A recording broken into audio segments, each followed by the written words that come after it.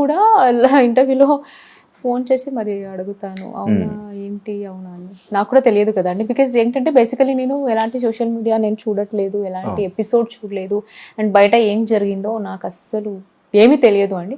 Because కొంచెం ముందు ఈ బిగ్ బాస్ ఏదైతే ఉందో మైండ్ దాని నుంచి బయటికి రావాలి, ఓవర్కమ్ అవ్వాలనేసి నేను ఏది చూడట్లేదు. అండ్ అప్పుడే రావాలి అనుకుంటే 100% అప్పుడే రావాలని 100% పీపుల్ అనుకుంటే వచ్చేదాన్ని.